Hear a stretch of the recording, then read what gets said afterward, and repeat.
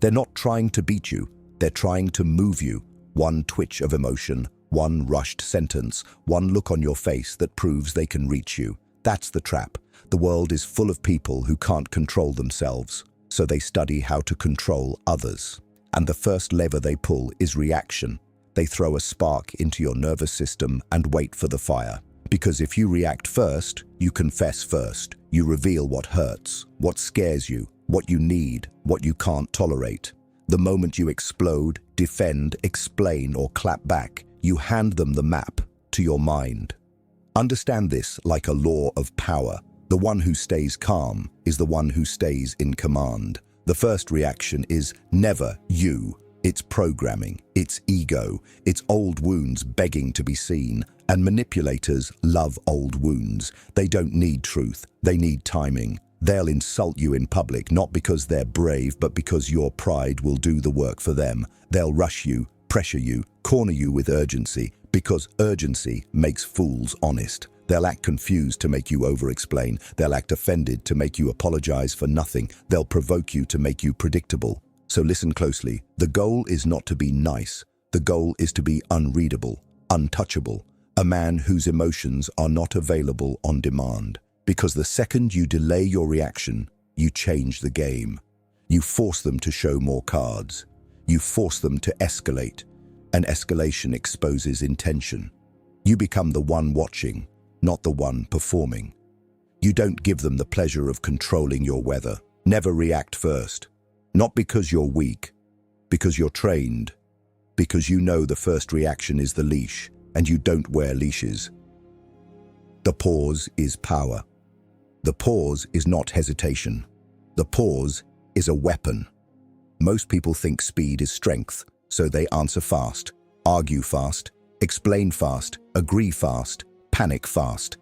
And that is why they are easy to steer. The nervous system becomes a remote control in someone else's hand.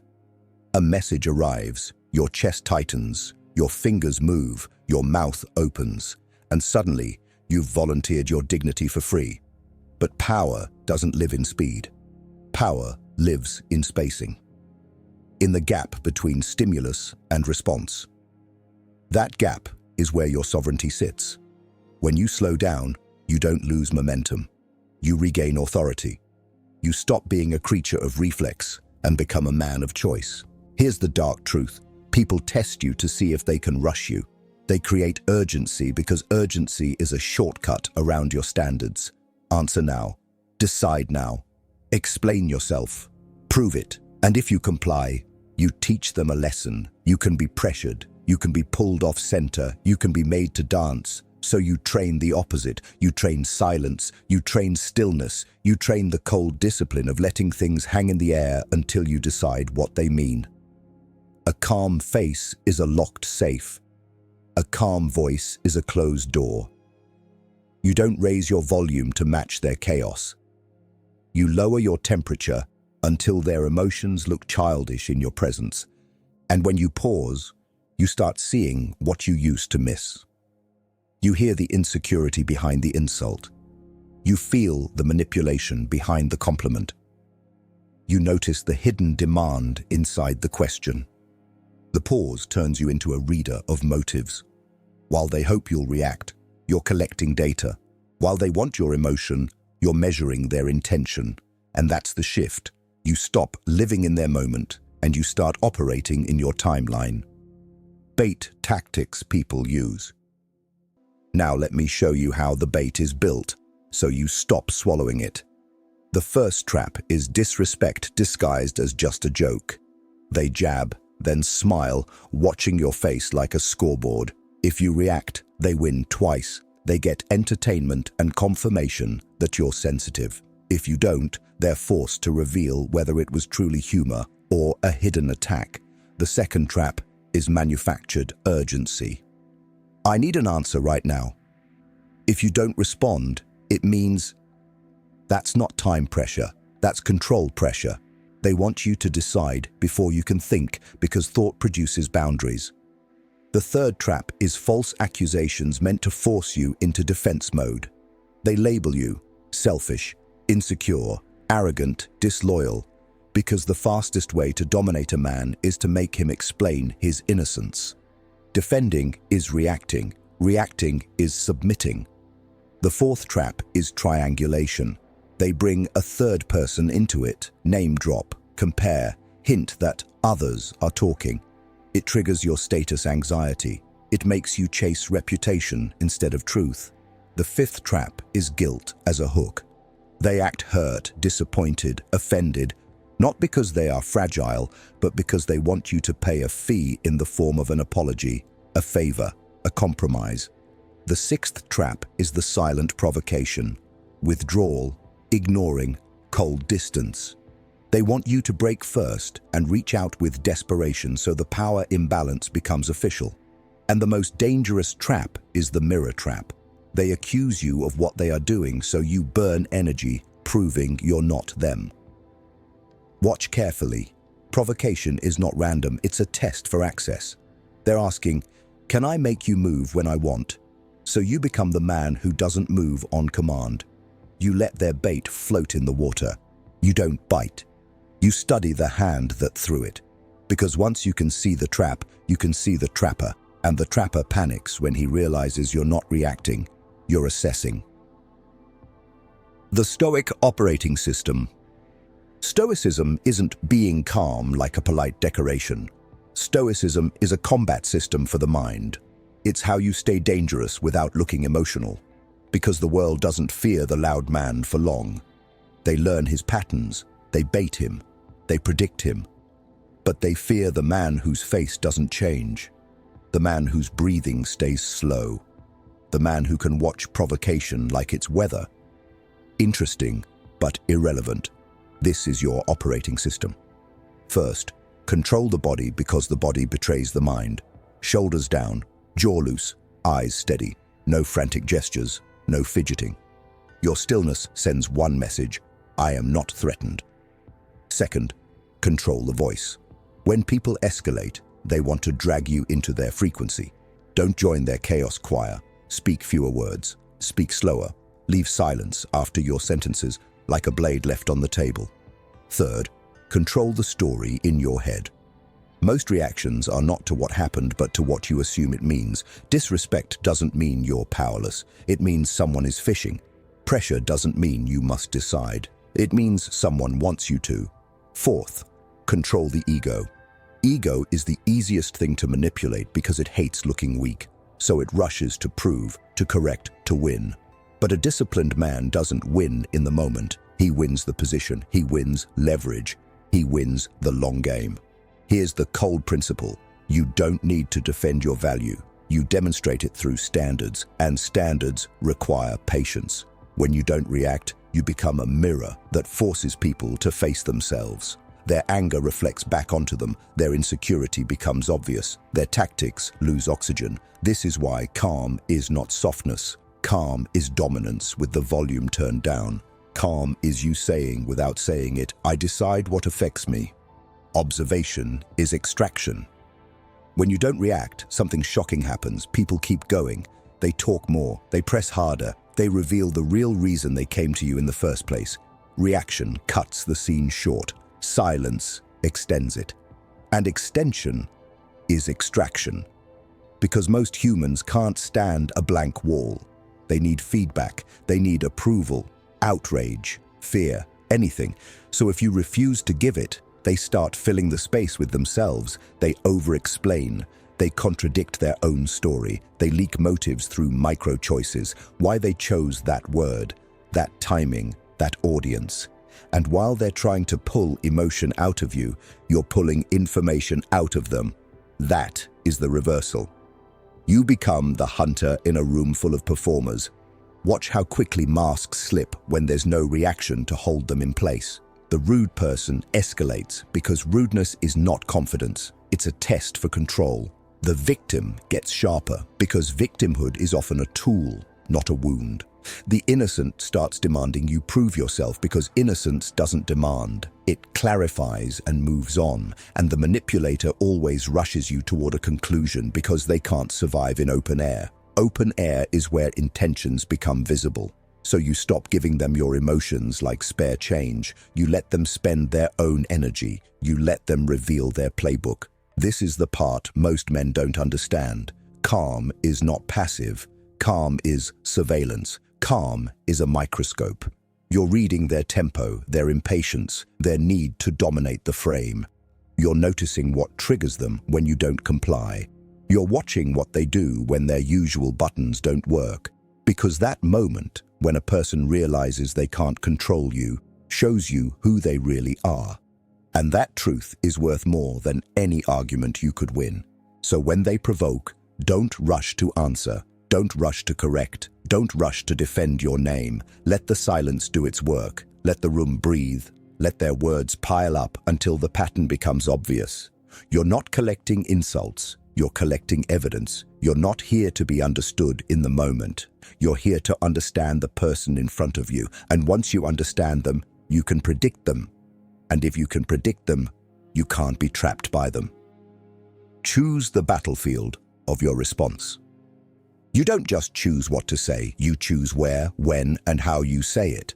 That's the battlefield, and most men lose because they answer on the enemy's terrain. They respond in public when the attack was designed for public. They reply instantly when the pressure was designed to steal thought. They send paragraphs when the trap was designed to make them look emotional. Understand the rule. Your response is not a conversation. It's a positioning move. So stop treating every provocation like it deserves a full debate. It doesn't. Some things deserve a stare. Some deserve a pause. Some deserve one sentence that closes the door and leaves no handle. Because the more you speak, the more angles you give them. And manipulators don't need your truth. They need your words. Words are material they twist, screenshot, repeat, and reframe. This is why the strongest response is often controlled scarcity. Not ghosting like a child. Not sulking. Precision. You respond when it benefits you, not when it satisfies their hunger. If they disrespect you in a group, don't perform anger for the audience. That's what they want. Keep your face calm. Keep your voice low. Say something clean and final, then move on. Let them stand alone with their own ugliness. If they bait you in messages, don't type from heat. Heat writes confessions. Heat writes regret. Delay until you're cold. Then decide the medium. Some issues should never be handled in text because text is a playground for misinterpretation. Some issues should never be handled in a call, because a call is where they interrupt and pressure you. Sometimes the power move is a meeting. Sometimes it's a single line. I'll get back to you. Sometimes it's a boundary. That doesn't work for me. Sometimes it's a question that exposes them. What exactly are you trying to achieve right now? Questions are knives because they force clarity, and clarity suffocates games. Most importantly, learn to separate response from reaction. A reaction is emotional discharge. A response is strategic output. A reaction tries to win the moment. A response secures the position. So before you speak, ask yourself, what is the outcome I want? Respect? Distance? Agreement? Information? Control? Then tailor your response to that outcome, not to your ego's craving to strike back. Because the man who reacts is fighting shadows. The man who responds is moving pieces. And once you start choosing the battlefield, you stop being dragged into fights you didn't choose. You become the one who decides the terms. And that is what power actually is. Reputation. The calm that makes you dangerous. Your reputation isn't built when life is smooth. It's built in the exact second someone tries to disturb your center and discovers they can't. Most men think respect comes from force, volume, or quick retaliation. That's the beginner's game. It's loud, predictable, and easy to bait. True power has a colder signature, emotional inaccessibility, not numbness. Control. The kind of control that tells everyone in the room, without a speech, you don't get to touch my state. Because the moment someone can trigger you, they can steer you. And the moment they can steer you, they stop respecting you, even if they pretend otherwise. When you stop reacting, you become expensive to test. People love testing men who are reactive, because a reactive man performs for free. He gives them entertainment, conflict, proof, explanations, paragraphs, raised eyebrows, shaky tone, little gifts that make them feel influential. But when you're composed, they get nothing. Their insult lands and dies in silence. Their sarcasm finds no mirror. Their pressure meets a wall. And that wall does something brutal to them. It forces them to feel their own insecurity without using you to soothe it. That's why provokers escalate when you're calm. They're not confident. They're desperate. They need your reaction to validate their power. Watch what happens over time. The jokers soften their jokes when you're present. The loudmouths choose safer targets. The pushy people ask instead of demand. The gossipers lower their voices because your calm makes the room feel like it has rules again. Not rules you announced, rules your presence implies. They can't predict your emotional temperature, so they can't plan how to manipulate you. Unpredictability in emotion creates predictability in results. They learn that disrespect doesn't produce drama. It produces distance. It produces consequences. Quiet ones, delayed ones, clean ones. The kind that don't feed the audience but still change the scoreboard. This is where your masculinity becomes steel, not performative toughness.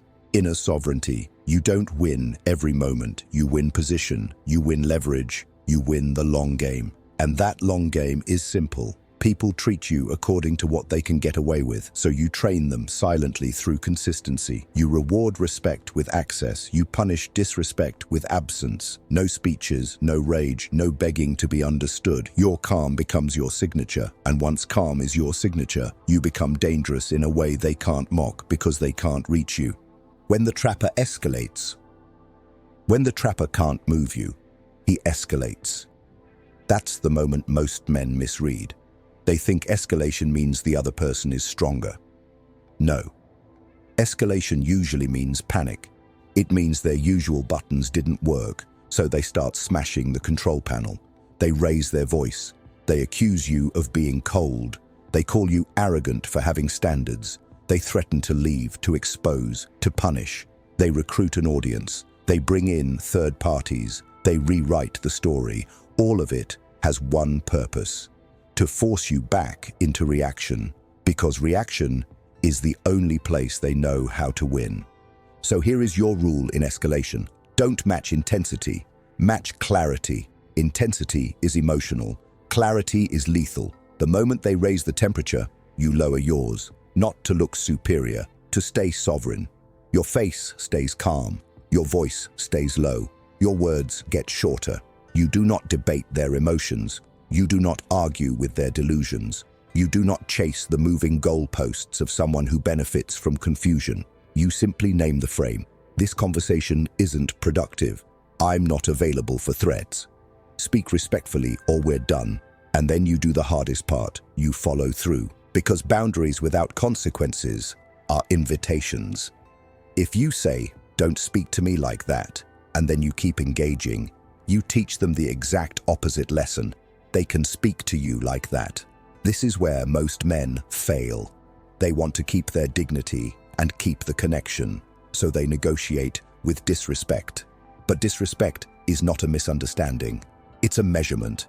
They're measuring what they can extract from you.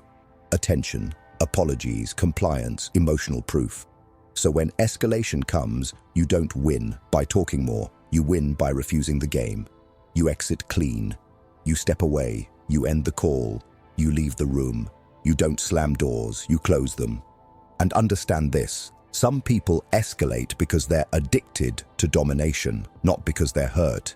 The narcissist escalates when you don't feed them. The manipulator escalates when you don't obey. The insecure person escalates when you don't reassure them. In all cases, your calm is an insult to their control, so they try to punish you for it. Let them. Punishment is often proof you did the right thing. A person who values you doesn't need to break your composure to communicate. A person who values you doesn't need to create fear to gain cooperation.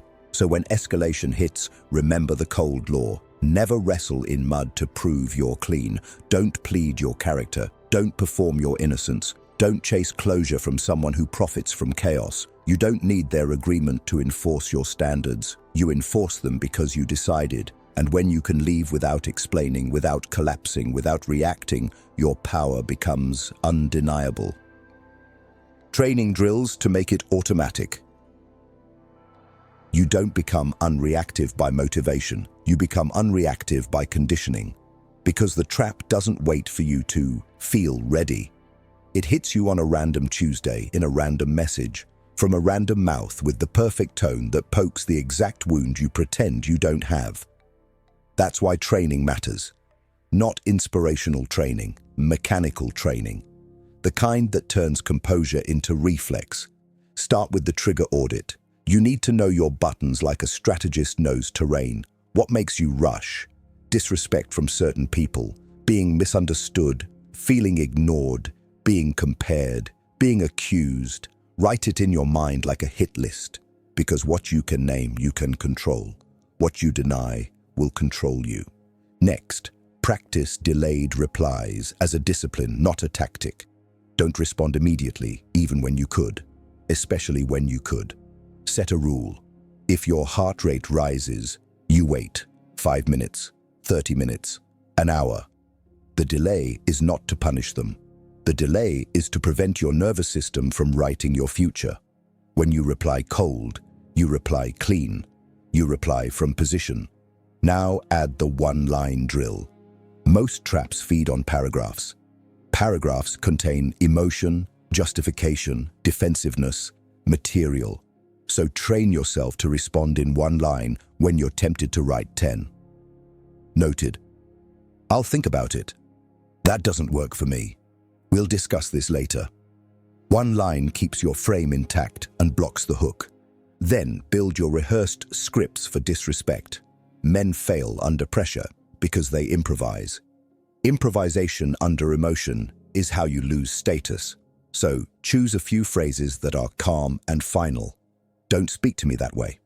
If you want a conversation, keep it respectful. I'm not available for games. We can continue when you're calm. Say them out loud when you're alone. Train your tongue to obey you. The goal is not to sound clever. The goal is to sound unmovable. Also, train your face. Practice neutral expression in a mirror, not a fake smile. Neutral, bored, calm. Because your face is often the first confession. If you can keep your face steady, you can keep your mind steady. Now the deeper drill. Mental rehearsal. Before sleep, run scenarios. Someone insults you publicly. Someone pressures you for a decision. Someone guilt trips you. Someone goes silent to punish you. In your mind, see yourself pausing, breathing, looking at them like you're reading a report, not receiving a wound, then choosing one clean response or choosing no response. This is not fantasy. This is programming. The brain follows rehearsed tracks when stress hits, so build the tracks in advance. Finally, train your environment. Stop keeping close people who constantly bait you. You can't heal in a room that keeps stabbing you and calling it love. Reduce exposure to chaos. Protect sleep. Protect routines. A regulated body creates a regulated mind, and a regulated mind is hard to manipulate. This is the point. You are not trying to win arguments. You are building an identity that cannot be rushed, guilted, provoked, or cornered. When the trap appears, your system responds automatically. Pause, observe, choose, act. No fireworks, no confession, just control. The oath, never react first. This is the oath. This is the line you stop crossing. Never react first. Because the first reaction is never your highest self. It's your oldest self. It's the part of you that still wants approval, still wants to be seen, still wants to prove you're not weak. And that part is useful to manipulators because it's hungry, it's emotional, it's predictable. The world is full of bait, and bait only works on the hungry. So you become full of discipline, full of standards, full of patience. You stop giving strangers, enemies, and unstable people the luxury of touching your nervous system. From today, you do something different. When they insult you, you don't rush to defend. You pause and watch. When they pressure you, you don't scramble to explain. You slow down and decide. When they guilt you, you don't beg them to understand you. You let them misunderstand and you keep your dignity. When they go silent to punish you, you don't chase them like a starving man.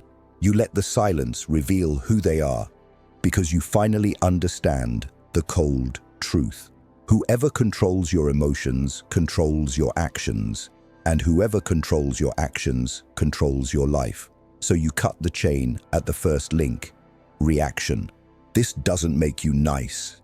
It makes you strategic. It makes you dangerous in a clean way. The kind of danger that doesn't announce itself. The kind that doesn't need to win the room to win the war. You will still act, but you will act on your schedule. You will speak, but you will speak from clarity, not heat. You will confront, but you will confront with boundaries, not rage. People will call it cold. Let them. Cold is what steel feels like before it's used. And here's what will change. Your presence will start to carry weight, because weight comes from consistency. You won't be the man who is easy to provoke and easy to pull off center. You'll be the man who forces others to regulate themselves around you. You'll be the man who makes games feel pointless. You'll be the man who hears the bait and doesn't bite, who sees the trap and smiles internally because you recognize it. You don't need to win every exchange. You need to win yourself. That's the final victory. Self-command, the rarest power on earth. So I want you to lock this into your identity with a phrase, not a quote you like, a code you live by. In the comments, write this exact line. My pause is my power. Let it be a public oath, a reminder that you are not available for manipulation, that your emotions are not rented out to whoever is loudest, that you decide what reaches you. If this hits you the way it should, you already know what to do. Like the video, because you're training the algorithm and your discipline at the same time. Subscribe, because we build this mindset layer by layer, not in one speech. And turn on notifications so you don't miss the next lesson in becoming untouchable.